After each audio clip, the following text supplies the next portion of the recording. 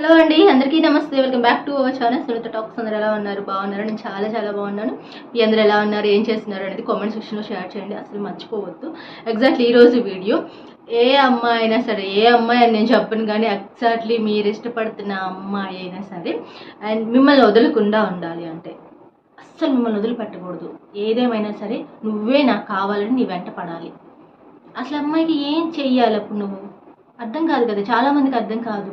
చాలామంది హోప్ ఉంటుంది. సో నా గర్ల్ ఫ్రెండ్ నాతోనే ఉండాలి, నేనంటే పిచ్చెక్కిపోవాలి, నన్ను వదిలి అస్సలు వెళ్ళకూడదు అనేది ఉంటుంది. కానీ మీరు అలా అనుకోవటంలో తప్పేం కాదు, 100% జెన్యూన్ అది. ఎందుకంటే మీరు చాలా ఇష్టపడుతున్నారు, మీరు ఇష్టపడుతున్న వాళ్ళు మీతోనే ఉండాలని కోరుకుంటున్నారు. కానీ ఆ అమ్మాయికి కూడా అలా అనిపించాలి, మీతోనే బాగుండాలి, మీతోనే లైఫ్ బాగుంది, మీరే బాగా ట్రీట్ చేస్తారని, మీరే అండ్ బాగుంది, అసలు మీతో ఉంటే అసలు టైం తెలియట్లేదు అనే ఫీలింగ్ అమ్మాయికి రావాలి అన్న అసలు ఆ అమ్మాయికి మీరు ఏం చేయాలి? అట్ ద సేమ్ టైం అసలు ఆ అమ్మాయికి మిమ్మల్ని వదలకుండా ఉండాలి అంటే ఏం చేయాలి? అది కూడా క్లియర్గా షార్ట్ కట్లో ఎక్స్ప్లెయిన్ చేస్తాను. ఎగ్జాక్ట్లీ ఎందుకు అంటే ఇప్పటి రోజుల్లో లవ్ చేయడము చాలా కామన్ అయిపోయింది అనమాట. కానీ మనకి పడిన అమ్మాయి ఇంకొకరికి పడకుండా చూసుకోవడమే పెద్ద టాస్క్ అయిపోతుంది. ఎందుకంటే ప్రతి ఒక్క అబ్బాయి భయం ఏంటి అంటే, సో నా గర్ల్ ఫ్రెండ్ మళ్ళీ ఎవరికైనా అట్రాక్ట్ అయిపోతుందేమో, అండ్ నాకంటే కొంచెం బెటర్గా ఉంటే వాళ్ళకి పడిపోతుందేమో, లేకపోతే సమ్ సిచ్యువేషన్ వల్ల నన్ను వదిలేసి వెళ్ళిపోతుందేమో అనేవి చాలామందికి వస్తున్నాయి కదా డౌట్స్. ఎగ్జాక్ట్లీ రావచ్చు, వస్తున్నాయి కూడా, సిచ్యువేషన్స్ అలా వస్తున్నాయి కాబట్టి. కానీ నేను చెప్పేది గుర్తుపెట్టుకోండి, ఒక 5 చెప్తాను, చాలా ఇంపార్టెంట్, చాలా చాలా ఇంపార్టెంట్ అనమాట. ఈ 5 విషయాలు పక్కా చేయండి. మీరు చూడండి, అసలు ఏదో మీరు మంత్రం వేసినట్టుగా లేదా మీరు ఏదో మాయ చేసినట్లుగా అమ్మాయి మీ వెనకే తిరుగుతుంది. ఇంకా మిమ్మల్ని వదలదు, అసలు ప్రాణం పోయినా మిమ్మల్ని వదిలిపెట్టదు ఇంకా. ఓకే, అంత స్ట్రాంగ్గా చెప్తున్నానంటే ఆ 5 పాయింట్స్ ఏంటనేది క్లియర్గా వినేసేయండి. సో ఫస్ట్ వన్ వచ్చేసి మ్యాన్ హ్యాండ్లింగ్ చెయ్యని వాడు. గుర్తుపెట్టుకోండి, ఎవరైతే వాళ్ళ గర్ల్ ఫ్రెండ్ ఎవరినైనా హెరాస్ చేయటం లాంటిది కానీ, టార్చర్ చేయటం లాంటిది కానీ, కొట్టడం కానీ కొన్ని సిచ్యువేషన్స్లో చేస్తున్నారంటే మాత్రం వాళ్ళు ఖచ్చితంగా విడిపోతారు. కలిసి ఉంటారంటే అది కొంచెం కష్టమే అని మనం చెప్పుకోవాలి. ఎందుకంటే వాళ్ళు మ్యాక్సిమం కొంతవరకు వాళ్ళు భరించగలుగుతారేమో, ఓకే ఓకే అనుకుంటారేమో, కానీ సమ్ టైమ్ వన్ డే వాళ్ళకి చాలా విరక్తి కలుగుతుంది అనమాట. ఇతనితో ఉంటే లైఫ్ హ్యాపీ కంటే ముందు టార్చర్ లాగా అయిపోతుంది నాకు అనే ఒక ఫీలింగ్ వస్తుంది. కాబట్టి ఆటోమేటిక్గా మీ రిలేషన్ని కట్ చేసి మీకు ఎండ్ చెప్పేసి బాయ్ బాయ్ చెప్పేసి వెళ్ళిపోతారు. సో కాబట్టి ఇక్కడ మీరు చేయాల్సింది ఏంటి అంటే, ఎప్పుడు కూడాను గొడవ ఎంతదైనా కావచ్చు, ఎంత పెద్ద గొడవ అయినా కావచ్చు, మ్యాన్ హ్యాండ్లింగ్ అసలు చేయమాకండి. చాలా రాంగ్ అనమాట అది. మేబీ అసలు యాక్చువల్లీ లవ్ చేసే వాళ్ళైతే, ప్రాణంగా ప్రేమించే వాళ్ళైతే అసలు మ్యాన్ హ్యాండ్లింగ్ చెయ్యరు.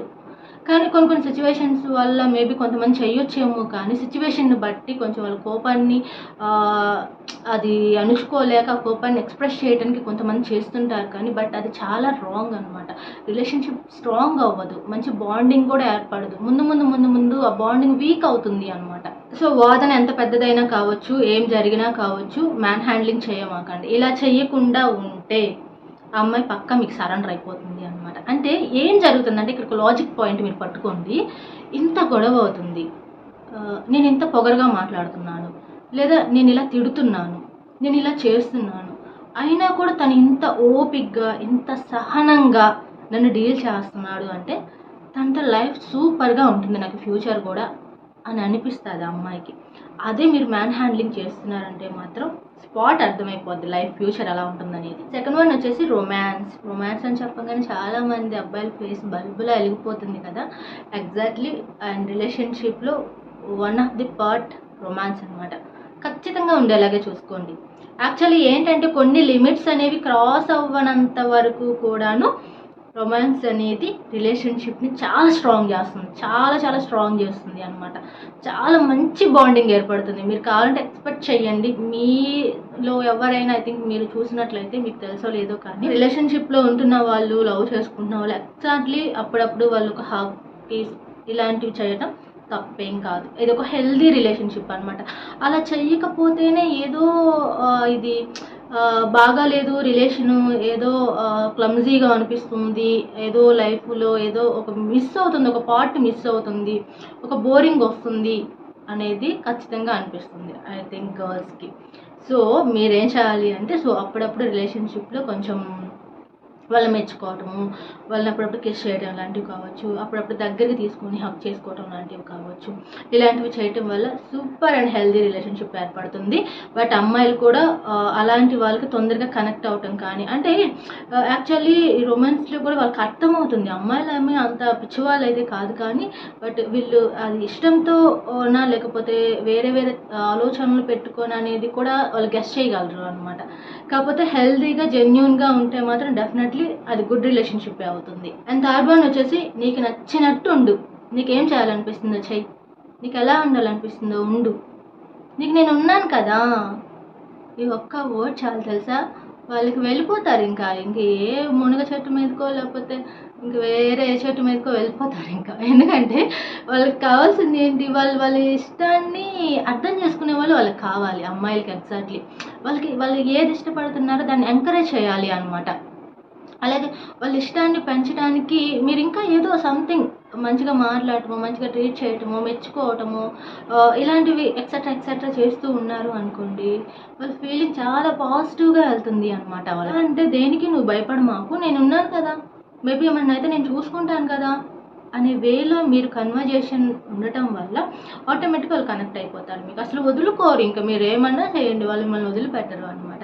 అండ్ ఇంకొకటి వచ్చేసి ఏంటి అంటే, గొడవ ఏదైనా జరిగింది అనుకోండి, ఆ గొడవని కొద్దిసేపట్లోనే మనం మర్చిపోవాలి. గొడవని మనం దాన్నే పెట్టుకొని మైండ్లో ఉంచుకొని రోజులు మంత్స్ ట్రావెల్ చేశారనుకోండి, రిలేషన్షిప్ ఉండదు, ఆ అమ్మాయికి అసలు నచ్చదు అనమాట అలాంటి వాళ్ళు. సో కొన్ని సిచ్యువేషన్స్లో తగ్గాలి, కొన్ని సిచ్యువేషన్లో సారీ చెప్పాలి అనమాట. సో ఒక డైలాగ్ కూడా ఎక్కడ ఉంది కదా, తగ్గినంత మాత్రాన మనం ఓడిపోయినట్టేం కాదు, యాక్చువల్లీ మనం గెలిచినట్టు అనమాట. సో తగ్గటం కూడా కొన్ని సిచ్యువేషన్స్లో చాలా మంచిది. సో దాన్ని ఈగోగా తీసుకోకుండా మనం యాటిట్యూడ్కి పోకుండా ఉంటే మాత్రం డెఫినెట్లీ తగ్గటం వల్ల గొడవలు రావు, వచ్చిన వెంటనే మళ్ళీ అవి నార్మల్ అయిపోతాయి అనమాట. సో కాబట్టి ఇక్కడ ఏంటంటే సిచ్యువేషన్ని చూస్ చేసుకొని దాన్ని బట్టి ఈ గొడవ రైజ్ అవుతుందేమో అనిపించినప్పుడు తగ్గటం, వీలైతే ఒక సారీ చెప్పటం, అయిన గొడవని ఏదోలా మర్చిపోయి మళ్ళీ ట్రావెల్ అవ్వాలి అని చూడటం, ఇలాంటివన్నీ గుడ్ రిలేషన్షిప్కి దారితీస్తుంది అనమాట. మేబీ అలాంటి హ్యాబిట్స్ ఒక అబ్బాయిలో ఉంటే ఆ అమ్మాయి మిస్ చేసుకోదు, వాళ్ళని వదులుకోదు, అసలు మీరు ఏమన్నా చేయండి వదిలిపెట్టదు. ఆఖరిగా 5వ పాయింట్ వచ్చేసి ఆ అమ్మాయికి అప్పుడప్పుడు సర్ప్రైజ్ చేయటం అనమాట.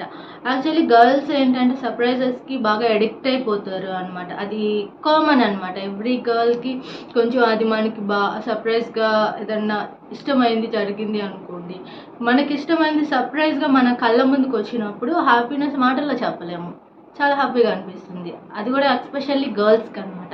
మీరు ఏదైనా సరే తనకి ఏమి ఇష్టం అనేది తెలుసుకొని సో సర్ప్రైజ్గా ఏదైనా ప్లాన్ చేయటం కానీ, ఏదైనా గిఫ్ట్స్ అలా చేయటం కానీ, పంపటం కానీ, ఇవ్వటం కానీ, సో ఇలాంటివి కూడా రిలేషన్షిప్లో అప్పుడప్పుడు చేస్తూ ఉన్నట్లయితే మాత్రం బాగుంటుంది వాళ్ళకి కూడా. సో ఏదో మిస్ అవుతున్నాం అనే ఫీలింగ్ రాకుండా, కొంచెం రిలేషన్షిప్లో ఏంటి అంటే ఒక్కటో ఉండి మిగతావి లేకపోతే ఏదో మిస్ అవుతున్నాము మనం ఈ రిలేషన్షిప్లో అనే ఫీలింగ్ వస్తుంది. అందుకే నేను చెప్పింది స్టార్టింగ్ నుంచి ఇప్పటివరకు 5 పాయింట్లు చెప్పాను.